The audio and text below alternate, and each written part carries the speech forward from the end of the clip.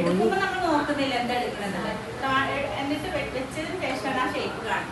എന്നിട്ട് അടുത്ത ഒബ്ജക്റ്റ് നമ്മൾ ഇതിലിങ്ങനെ നോക്കിയിട്ട് അടുത്തെടുക്കും. ഓരോ ഒബ്ജക്റ്റും അങ്ങനെയാണ് എടുത്തെടുക്കുന്നത്. ഫസ്റ്റ് ബാഗ് ജോമെട്രിക്കൽ ഷേപ്സ്, രണ്ടാമത്തെ ബാഗ് ജോമെട്രിക്കൽ സോളിഡ്സ്. സോളിഡ്സ് എന്താണ്? ഇതിന്റെ ചെറിയ രൂപങ്ങൾ. ഇത് സോളിഡ്സ് ആണ്, അതിന്റെ കുഞ്ഞു കുഞ്ഞു രൂപങ്ങളുണ്ട് ബാഗിലേക്ക്.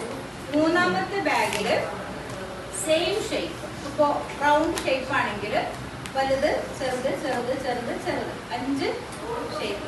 സ്ക്വയർ ആണെങ്കിലും ഇതുപോലെ 5 എണ്ണം അതിന്റെ വലുപ്പത്തിനനുസരിച്ച് വേണം. എന്നിട്ട് അതിന്റെ പെയറിങ്. നാലാമത്തത് സ്റ്റീരിയോഗ്നോസ്റ്റിക് ബാഗ്, മിസ്റ്ററി ബാഗ്. സ്റ്റീരിയോഗ്നോസ്റ്റിക് ബാഗിൽ നാലാമത്തെ ബാഗ് മിസ്റ്ററി ബാഗ്. ഇത് മിസ്റ്ററി ബാഗ് ആണെന്ന് കരുതുക.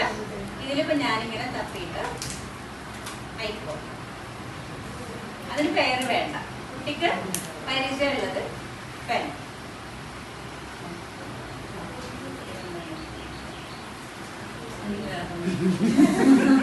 ഇതൊക്കെ പെന്നുകൾ. ഇതേപോലെ കുട്ടികൾക്ക് പരിചയമുള്ള സബ്ജക്റ്റ് ഇടുക, എന്നിട്ട് അത് ലഭിക്കും. Cube, circle. നേരത്തെ ജോമെട്രിക്കൽ ഷേപ്സും സോളിഡ്സും ഒക്കെ കൊടുക്കുമ്പോൾ തന്നെ കുട്ടികളുടെ ഷേപ്സ് ഏകദേശം മനസ്സിലാക്കി കഴിഞ്ഞു. അപ്പൊ അതിലൊക്കെ പേന, ചീർപ്പ്, ബാൻഡ് ഇതൊക്കെ ഇട്ട് കൊടുക്കണം.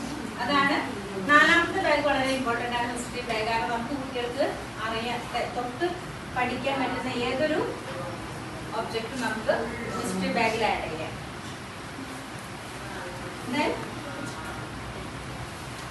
ബാരിക് ടാബ്ലറ്റ്സ് അല്ലേ? ഒരേ കളറാണ് ആണല്ലോ, പക്ഷെ ഇതിലെ വെയിറ്റ് വ്യത്യാസമായിരിക്കും. Light and heavy. അപ്പോൾ ലൈറ്റ്, ഹെവി, അത് രണ്ടെണ്ണം ഇട്ട് കൊടുക്കും.